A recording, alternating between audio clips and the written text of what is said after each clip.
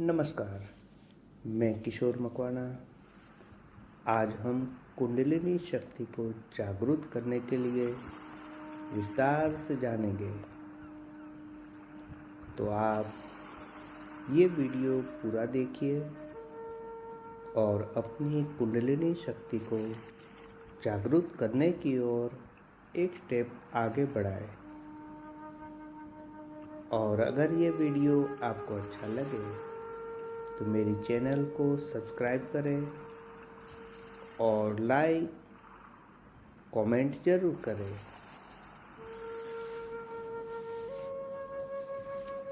कुंडलिनी शब्द योग के सारे अभ्यासियों को परिचित है, क्योंकि मूलाधार, स्वादिष्ठान, मणिपुर, अनाहत, विशुद्धि, आज्ञा और सहस्त्रार ऐसे क्रमशः 7 चक्रों में से मूलाधार चक्र पर सर्प के जैसी गोल गोल लिपटी हुई शक्ति के रूप में सुविख्यात है।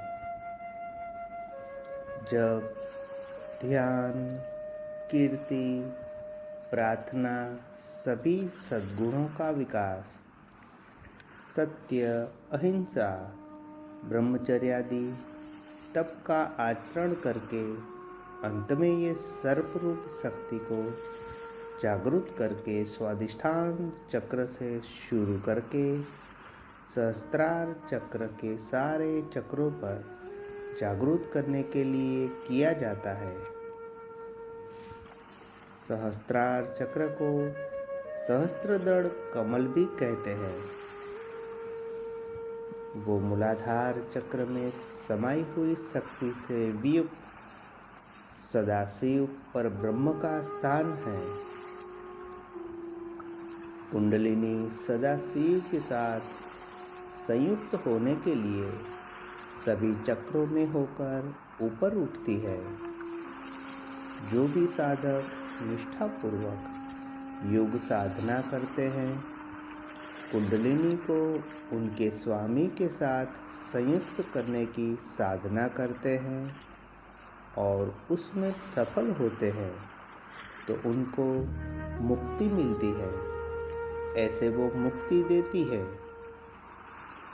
इंद्रियों के सुख और जातीय भोग में मशगूल होने वाले इंसान में आध्यात्मिक अभ्यास रूप प्रेरणा के अभाव से उनके अंदर ये कुंडलिनी सुषुप्त अवस्था में रहती है, क्योंकि जगत में धन और समृद्धि में से कोई शक्ति प्राप्त नहीं होती।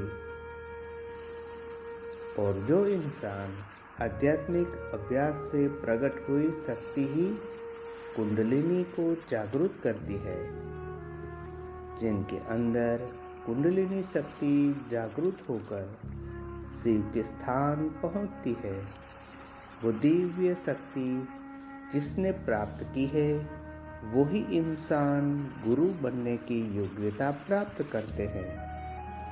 और ऐसे गुरु का आदेश अनुसार जो भी साधक पद्धति पूर्वक आध्यात्मिक शिस्त बराबर निभाते हैं, उनकी कुंडलिनी शक्ति के चारों ओर के सभी पर्दे दूर हो जाते हैं।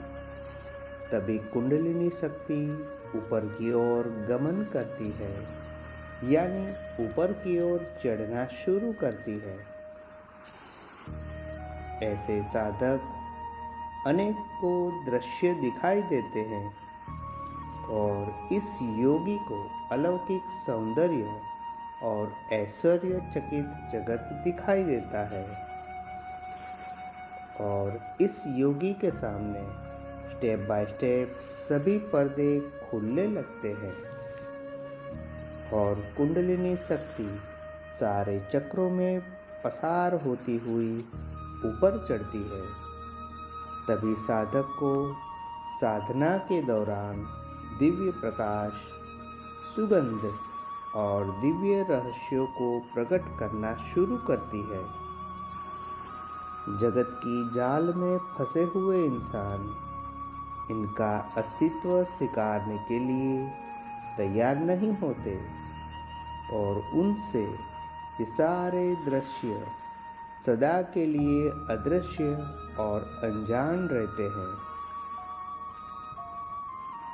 कुंडलिनी शक्ति जब भी एक चक्र के योग केंद्र से पसार होती है, तभी साधक योग की सीढ़ी का एक स्टेप चढ़ते हैं।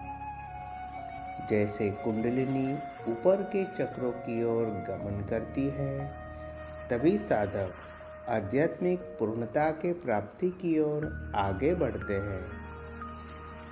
जब कुंडलिनी की छठे चक्र आज्ञा चक्र पर पहुंचती है, तभी योगी को सगुण ईश्वर का दर्शन होता है।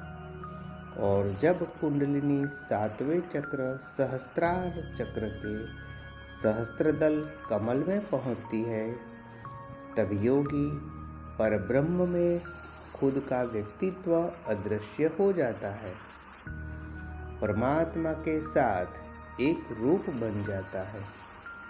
तभी वो एक साधारण इंसान या सामान्य योगी नहीं रहता, लेकिन जिसने सनातन और अनंत दिव्य साम्राज्य प्राप्त किया है और माया और भ्रम के सामने युद्ध जीत लिया है।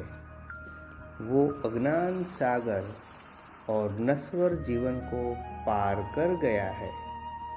ऐसे पूर्ण प्रकाशित योगी इस जगत के जीवों को सहाय करने की शक्ति प्राप्त करके मुक्त बन जाते हैं और सारा जगत उनकी जय जयकार करते हैं।